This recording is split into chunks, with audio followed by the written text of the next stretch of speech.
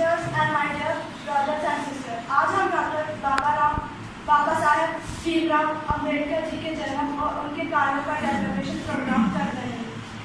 सबसे पहले मैं सोहानी शर्मा कक्षा 10वीं को आमंत्रण देती हूँ कि वह स्टेज पर आए और अपने वचन पेश करें। सोहानी शर्मा।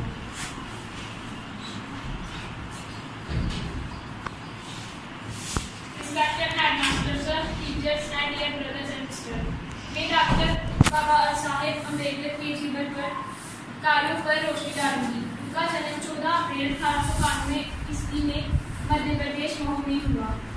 उनके पिताजी एक आर्मी ऑफिसर थे। वह अपने माता पिता की 14वीं संतान थे।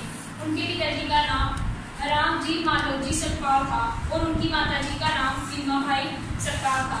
बुनियादी रूप में उनका परिवार एक मराठी परिवार था जो महाराष्ट्र के अंबाडवे कस्बे रत्नागिरी डिस्ट्रिक्ट से संबंधित था। बाबा साहेब एक दलित जात महान में पैदा हुए और उस समय इस जाति के लोगों को अछूत माना जाता था और इनको मंदिरों कुओं आदि जगहों पे जाने पर मनाही थी। स्कूल में भी इनको भेदभाव किया सहना पड़ता था। जिस दिन चपरासी छुट्टी पर होता था तो इन्हें पूरा दिन बगैर पानी पिए ही रहना पड़ता था। 1897 ईस्वी में बाबा साहेब का परिवार मुंबई चला गया और Baba Saheb high school एल्फिन stone में दाखिल हुए और वह वहाँ जाति से पहले ऐसे छात्र थे जो इस स्कूल में दाखिल हुए। 1912 ईस्वी में बाबा साहेब ने अर्थशास्त्र और राजनीति में बॉम्बे यूनिवर्सिटी से डिग्री हासिल की। 1913 ईस्वी में बाबा साहेब 22 साल की उम्र में पोस्ट ग्रेजुएशन करने न्यू जाकर शहर में कोलंबिया यूनिवर्सिटी में दाखिल हुए। 1915 ईस्वी में इन्होंने इकोनॉमिक्स, हिस्ट्री, फिजिकोलॉजी, एंथ्रोपोलॉजी और सोशियोलॉजी में एमए पास की। बाबा साहेब पर जॉन डेवी के कार्य का काफी प्रभाव था। 1927 ईस्वी में इन्होंने इकोनॉमिक्स में पीएचडी की। 1918 ईस्वी में बाबा साहेब सिडेनहम कॉलेज और कॉमर्स एंड इकोनॉमिक्स मुंबई में प्रोफेसर नियुक्त हुए। इन्होंने मुंबई हाई कोर्ट में वकालत भी की और वकालत के माध्यम से पिछड़े वर्गों की शिक्षा और उनके सामाजिक उत्थान का प्रयास किया। दलितों के अधिकार को संरक्षित करने के लिए इन्होंने मुख्य नायक बहिष्कृत भारत जैसी कई पत्रिकाएं शुरू की। 1927 ईस्वी में बाबा साहेब ने छुआछूत के खिलाफ आंदोलन शुरू किया। बाबा साहेब हिंदू पाठ्य पुस्तक मनुस्मृति जो जातीय भेदभाव और छुआछूत को उचित सिद्ध करती है के विरोधी थे। बाबा साहेब ने 25 दिसंबर 1927 ईस्वी में हजारों अनुयायी के स्थान स्मृति की प्रतियों को जलाया।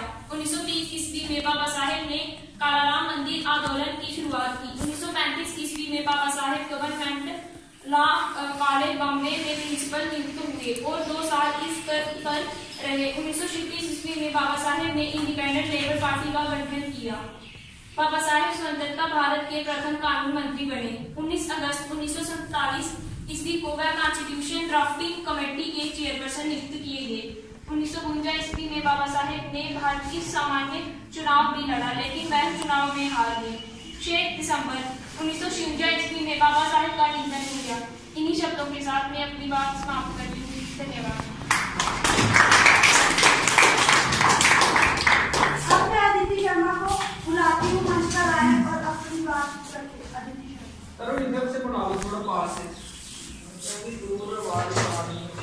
आदरणीय मुख्य अध्यापिका अध्यापक तथा मेरे प्यारे साथी, मैं अदिति शर्मा कक्षा 10वीं की छात्र आपके सामने अम्बेडकर जयंती पर कुछ बोलना चाहती हूँ। आप सभी का हार्दिक अभिनंदन है। आज का दिन बहुत खास है क्योंकि आज 14 अप्रैल का दिन है जो कि डॉक्टर बाबा साहेब अम्बेडकर के जन्मदिन के रूप में पूरी दुनिया में मनाया जाता है। इस दिन को पूरी दुनिया समानता दिवस और ज्ञान दिवस के रूप में भी मनाती है। बाबा साहेब अम्बेडकर विश्व भर में अपने मानवाधिकार आंदोलन, संविधान निर्माण और प्रकार विद्वानों के लिए जाने जाते हैं। जहाँ तक कि संयुक्त राष्ट्र ने भी उन्हें विश्व का प्रगति कहकर गौरव दिन किया है। बाबा साहेब को अपने जीवन में छुआछूत के कारण अनेक कठिनाइयों का सामना करना पड़ा, इसलिए उन्होंने पूरा जीवन ही दलितों और अछूतों के उत्थान के लिए समर्पित कर दिया। बाबा साहेब ने सिर्फ दलितों और अछूतों के लिए संघर्ष नहीं किया बल्कि उन्होंने इंसानियत के लिए संघर्ष जाति पाति छुआछूत और भेदभाव के कारण समाज का एक वर्ग लगातार पिछड़ता जा रहा है। उनकी प्रगति के लिए ये सब प्रथाएं पूर्ण रूप से समाप्त होनी चाहिए। उन्होंने सदैव अपने समर्थन को शिक्षित बनो, संगठन हो, संघर्ष करो का संदेश दिया। 15 अगस्त 1947 को हमारे देश में स्वतंत्रता के बाद कांग्रेस की पहली सरकार में देश के पहले कानून और न्याय मंत्री के रूप में आपको आमंत्रित किया गया है, जिसे उन्होंने स्वीकार कर लिया। 29 अगस्त 1947 को बाबा साहेब को संविधान की रचना के लिए बनी संविधान मसौदे समिति में पद पर नियुक्त किया गया। बाबा साहेब ने इस दुनिया को अपने विचारों में संजय बनाया और लोगों को उत्तीर्ण में सहयोग किया। इसलिए आज भी उन्हें दिल से याद किया जाता है तथा उनके जन्मदिन को हर्ष उल्लास से मनाया जाता है। धन्यवाद। आपसे आपके सर को हम आमंत्रण देती हूँ कि वह स्टेज पर आए और अपने वचन पेश करें।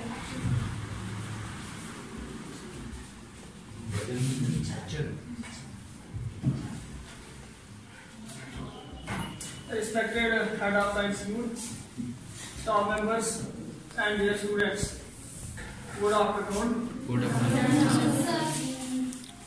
बच्चों, डॉक्टर बाबा साहब भीमराव अंबेडकर भारत के एक महान अर्थशास्त्री, न्यायशास्त्री, राजनेता और समाज सुधारक थे।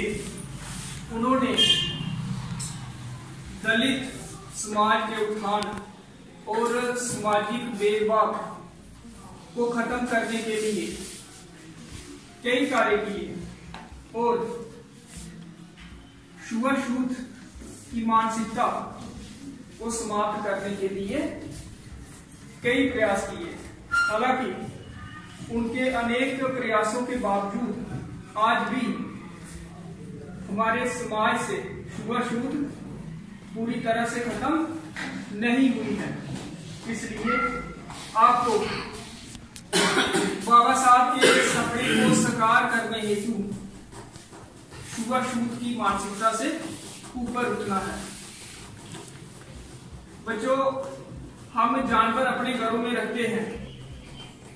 जानवरों से हम बड़ा प्यार करते हैं, उनको चारा डालते हैं, पानी पिलाते हैं, उनको छूते हैं, सहलाते हैं। लेकिन वो इंसान जिनको हम छूने से भी परहेज करते हैं, क्या वो उन जानवरों से भी ज्यादा दुर्भाग्यपूर्ण है? सिर्फ इस वजह से कि उनका जन्म किसी ऐसे धर्म या ऐसी जात में हुआ जो किसी जमाने में, पुराने जमाने में सामाजिक व्यवस्था कुछ ऐसी थी उस समय में कि इन जातियों को अछूत समझा जाता था। सिर्फ उस वजह से क्या हम छुआछूत करेंगे? ये गलत बात है। और इसलिए बाबा साहब का जो सपना था, अगर उसको साकार करना है तो हमें ये मानसिकता खत्म करनी होगी। आज साइंस एंड टेक्नोलॉजी का समय है। इस तरह की कुरीतियों और मानसिकता का कोई आधार नहीं है। इसलिए आपको खुद भी इस मानसिकता से ऊपर उठना है और बाकी जो अनजान लोग हैं उनको भी इस मानसिकता से बाहर निकालने का प्रयास आपने करना है, आपको करना चाहिए। बाकी बाबा साहब के जीवन और कार्यों के बारे में सुहानी और अदिति ने काफी डिटेल में आपको पढ़कर यहाँ बता दिया है। अब मैं रिपीट नहीं करूंगा। हम पहले भी आपको कई बार बता चुके हैं कि हमारा संविधान जो 26 नवंबर 1949 ईस्वी में अंगीकृत हुआ था और 26 जनवरी 1950 ईस्वी में लागू हुआ था, इस संविधान को बनाने के लिए जो ड्राफ्टिंग कमेटी गठित की गई थी, डॉक्टर बाबा साहब भीमराव अंबेडकर जी उस कमेटी के अध्यक्ष थे और उनकी अध्यक्षता में एक ऐसा संविधान बना जो आज भी उतना ही प्रासंगिक है जितना उस समय 26 नवंबर 1949 ईस्वी को था। हालांकि समय समय पर संशोधन होते रहे हैं, लेकिन हमारे संविधान की जो मूल भावना है इस पर किसी को कोई संदेह नहीं है। तो आज के इस अवसर पर डॉक्टर बाबा साहब जी को श्रद्धांजलि देने हेतु मैं जो भारतीय संविधान की उद्देशिका है उसको मैं पढ़ना चाहूंगा। इस तरह से है, We the people of India having solemnly resolved to constitute India into a sovereign, socialist, secular, democratic republic and to secure to all its citizens justice, social, economic, political, liberty of thought, expression, belief, faith and worship, equality of status and of opportunity, and to promote among them all fraternity, assuring the dignity of the individual and the unity and integrity of the nation. In our Constituent Assembly, this 26th day of November 1949, to hereby adopt, enact and give to ourselves this Constitution.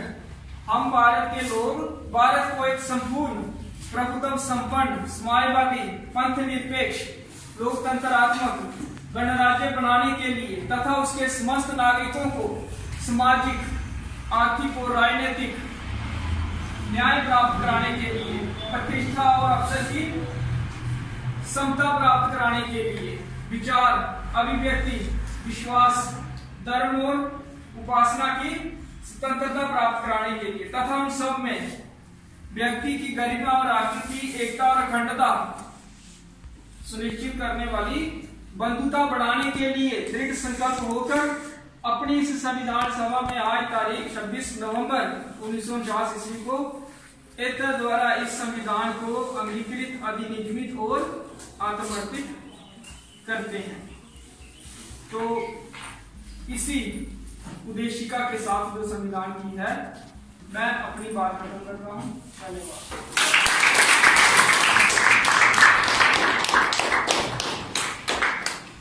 अब मैं लीलाकांत को बुलाती हूँ, मंच पर आए हैं और अपनी बात करें।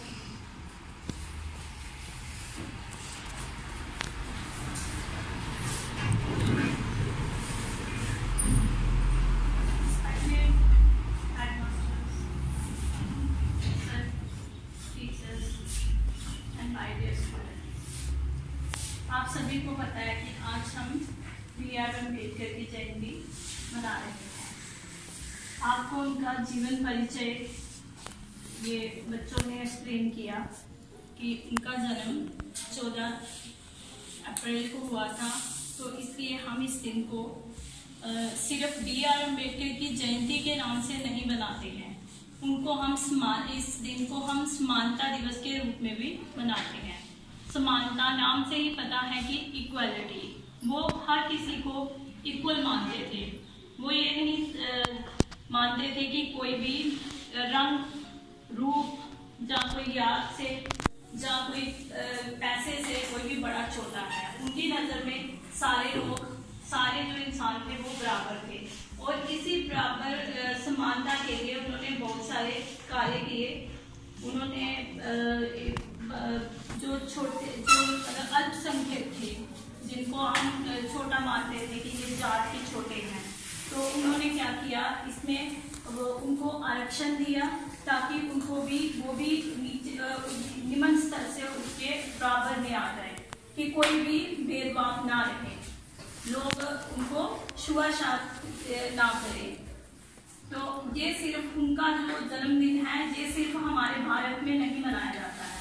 ये हम 102 देश, इससे भी ज़्यादा है, 105 के करीब जो देश हैं वो आज के दिन उनकी जयंती को मना रहे हैं। ये सिर्फ इंडिया में, मतलब यहाँ नहीं, इवन कि संयुक्त राष्ट्र संघ में भी उनका जो जन्मदिन है वो मनाया जाता है। उनके जो कार्य उन्होंने किए, उनको प्रोत्साहन देने के लिए उनको भारत रत्न, जो हमारे भारत का सर्वोच्च सम्मान जो है वो उनको दिया गया। तो आप सभी जानते हैं कि वो हमारे जो हमने जो गणतंत्र दिवस हम मनाते हैं, हमारा जो कानून बना, तो वो इसके वो कमेटी के ड्राफ्टिंग कमेटी के वो चेयरमैन थे, उनकी अध्यक्षता में ये हमारा जो संविधान है वो बनाया गया। तो आज भी हम उसी संविधान को लेके आज भी हम उसी के अनुरूप उसी के अकॉर्डिंगली एक्ट कर रहे हैं। तो उनके जो कार्य हैं उनको हम कभी भुला नहीं पाएंगे, और साथ ही साथ हम हमारी जो उनके प्रति श्रद्धांजलि, उनका जो जन्मदिन मनाते तभी ये हमारे लिए ये एक संभव हो पाएगा। सारे शब्दों में कहूँगी, उसका जो सही जो प्रयास है, जो सही मतलब चितार्थ को तभी हो पाएगा जब हम उनके दिए हुए आदर्शों पे चले। हम सारे को, सभी इंसान जाति को हम बराबर समझे, छुआछूत को मिटा के सभी को एक सम्मान रखें। इसी के साथ धन्यवाद।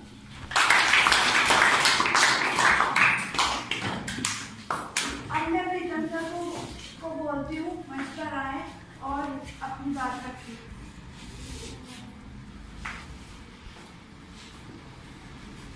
ये लगता है कुछ बनाना एक तो नहीं बना रहे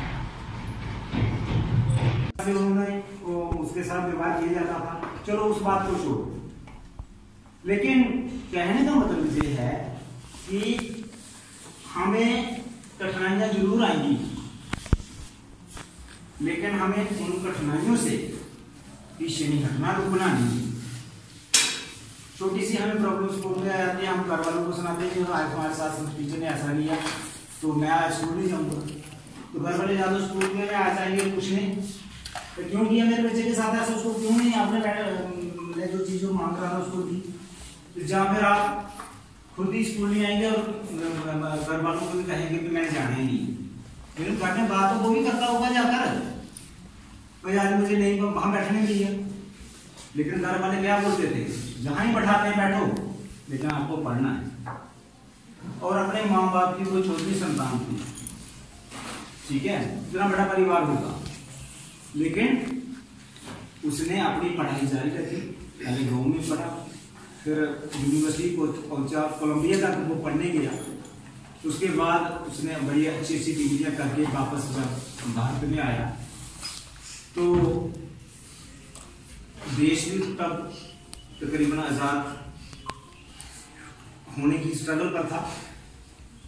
तो जब देश 15 अगस्त 1947 को आजाद हो गया तो देश तो आजाद हो गया, लेकिन देश को चलाने के लिए कोई कानून भी होता है। जैसे आप स्कूल आते हो, स्कूल तो आगे लगा के स्कूल को चलाने के लिए यहाँ भी कोई व्यवस्था होती है, कोई ना कोई आपके पीरियड लगते हैं, अलग अलग टीचर बनाने आते हैं। ऐसे ही देश को भी चलाने के लिए कानून की जरूरत थी। फिर वो कानून जो संविधान बनाना था, जो कमेटी बनी, तो सर ने जैसे पहले बोल दिया आपको कि वो उस कमेटी के अध्यक्ष बने। तो उसके दिल में वो चीज नहीं थी। वो कहता है ठीक है, किसी वजह के कारण मेरे को प्रॉब्लम हुई, लेकिन आगे एजुकेशन जैसे जैसे आती जाएगी उसको पूरी उम्मीद थी कि जो छुआछूत है ये धीरे धीरे दूर हो जाएगी। हाँ, उस चीज को दूर करने के लिए उसने थोड़ा सा एक्शन, जो एससी लोग हैं, एसटी लोग हैं, उनके लिए उन्होंने एक व्यवस्था रखी, भाई इन लोगों को आप थोड़ा सा सतर्क जो ढूंढना है, ऊंचा हो जाए, उनको नौकरियों में या किसी दूसरे जगहों में मतलब दे दिया उनको, ठीक है।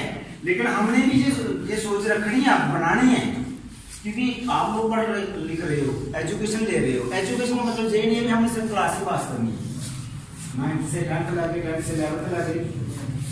जो सामाजिक कुरीतियां हैं, अभी भी हैं हमारे समाज में, ठीक है, वो हमने भी कोशिश करनी है दूर करने की। कई बार हमारे घरों में भी ऐसा होता है, कोई आ जाता है तो हम ये बात करते हैं, लेकिन वो घर वालों को भी समझाना है और खुद भी अपनी मानसिकता ऊंची रखनी है कि हर इंसान, जैसे सर ने बोला, अगर हम जानवर के साथ भेदभाव नहीं करते, फिर इंसान के साथ क्यों करना भी? इंसान तो उस मालिक ने उसके घर पे कोई ऊंच नीच नहीं है, उसने एक जैसे सारे भेजे हैं, अपना अंश सब में रखा हुआ है। अगर हम बोलते हैं तो उस मालिक ने हमारे अंदर अपना अंश रखा हुआ, उसकी मदद से बोलते हैं। वहां कोई जात ऊंच नीच नहीं चलती। अगर इंसान मानवीय के कारण कोई जात नहीं है, ऊंच नीच नहीं है, फिर हम इंसान किस चीज की, किस बात की मूल्य है कि हम क्यों करते हैं ये? इससे क्या होती है, समाज बढ़ता है, बढ़ते हैं हम लोग। हम ये हो गया, दूसरा ये हो गया, तीसरा ये हो गया, कल मेरा जो समाज होगा मैं उसकी बात करूंगा, दूसरा दूसरी करूंगा, इससे समाज बढ़ जाएगा। हमने बात करनी है, हम एक हैं और इंडियन हैं, भारतीय हैं। जाति पाति को हमने छोड़ना है। एजुकेशन का मतलब यही है कि एजुकेट होने का मतलब क्या है कि हमने जो भी वृत्तियां छोटी मोटी समाज में है कोशिश करनी है। हमने ये नहीं कि हम एक ही बंदा सब कुछ कर सकता है, अगर उन्होंने किया तो हम सारे करेंगे तो वो सबका सफल हो सकता है। ठीक है, तो उन्होंने उनको अलग अलग पुरस्कार भी मिले। जैसे 1990 में उनको भारत रत्न पुरस्कार मिला उसने तो देश के लिए। ठीक है, तो इसलिए हमने अगर ये दिन आज मना रहे हैं तो आज हमने अपने दिन में भी कुछ न कुछ प्राण लेना भी, मैं क्या कर सकता हूँ समाज के लिए, वो आप सबको पता है। जहां आपको कमी लगती है, जहां कोई कमी है, हर इंसान उस चीज को लेकर चलेगा अगर, तो चेंज आएगी समाज में, ऐसी कोई बात नहीं। तो चर्चा काफी हो गई है, तो इससे ज्यादा मैंने कुछ नहीं कहना है। कि मेरा कहने का मतलब यही था कि अगर इस दिन को हमने याद करना है तो इस दिन को बनाने के लिए हमने भी कुछ न कुछ बलिदान, कुछ न कुछ त्याग करना है, कुछ न कुछ सोच अपनी पास में बनानी है, ताकि हम डॉक्टर साहब का जो सपना था इक्वलिटी का, समानता का, उसको पूरा कर सकें। ठीक है, सिर्फ हम भाषण में बोलेंगे, अगर हम प्रैक्टिकल नहीं करेंगे तो कुछ नहीं होगा। लेकिन हमने सोचना कि प्रैक्टिकल करके किसी की आप मदद भी कर देते हैं ना गाँव में किसी की, तो वो भी एक अच्छा गुण है। ठीक है, तो आपने शिक्षा लेनी है इस दिन से और उसके ऊपर आगे भी चलने की कोशिश करनी है, तभी हमारा सपना पूरा होगा और हमारा भी पूरा होगा। ठीक है, जय हिंद, जय भारत।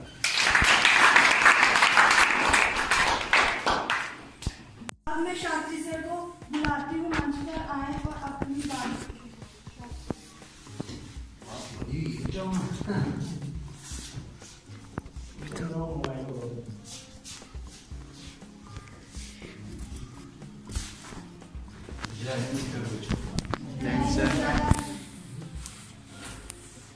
आदरणीय मेरे अध्यापकगण, प्यारे बच्चों, हम यहाँ क्यों इकट्ठा हुए हैं ये तो आपको मालूम हो ही चुका है। आप सब जानते हैं कि हम आज डॉक्टर भीमराव अम्बेडकर जी की जयंती मना रहे हैं। इस पर बहुत सी चर्चा हो चुकी है और मेरे पास तो कुछ वजह भी नहीं है बात कहने के लिए, लेकिन फिर भी जैसे आप जानते हैं उनका जन्म 14 अप्रैल 1892 ईस्वी मध्य प्रदेश महू एक स्थान है वहाँ पे, और ये एक मराठी परिवार है जो महाराष्ट्र से उठ करके अम्बेडकर नाम की जगह थी वहाँ से मध्य प्रदेश में आकर बसा। और इनके पिता जो थे आर्मी के सूबेदार थे, 14 संतान थे अपने परिवार में। और इन्होंने अपनी शिक्षा ग्रहण बड़ी तकलीफों से की, यही कठिनाई उस समय आई हो, जैसा कि इसका वर्णन हो चुका है यहाँ पर। तो पढ़ने के बाद वो सारी चीजें इन्होंने जो इनकी जीवन में जिनको इन्होंने अडॉप्ट किया था, अपनाया था, सहा था जिनको वो उस समय तत्कालीन समाज में फैली हुई कुरीतियां जो थी उनके अगेंस्ट, उनको ध्यान में रखते हुए इन्होंने समाज में उन कुरीतियों को दूर करने का भरसक प्रयास किया। और हमारे समाज को ये जो इक्वलता का सिद्धांत है, समानता का अधिकार जो है वो इन्होंने दिया। इसके अलावा ये एक बहुत बड़े राजनेता थे, समाज सुधारक थे, बहुत सी खूबियां थी इनके अंदर। हम यहाँ पर इन लोगों की, जो महान लोग हैं, इनकी चर्चा क्यों करते हैं, इनकी जन्मदिन क्यों बनाते हैं? जैसा कि पीतू सर ने आपको बड़ी डिटेल में बताया, इनसे हमें कुछ सीखना है। ये नहीं कि सिर्फ यहाँ पर आए और भाषण दिया और दो चार बातें कही, इस कान से सुनी और दूसरे कान से हमने निकाल दी, ऐसा नहीं। आज भी समाज के अंदर बहुत सी कुरीति है, उस समय भी थी, आज भी है। वो किसी न किसी रूप लेकर के हमारे सामने खड़ी हो जाती है।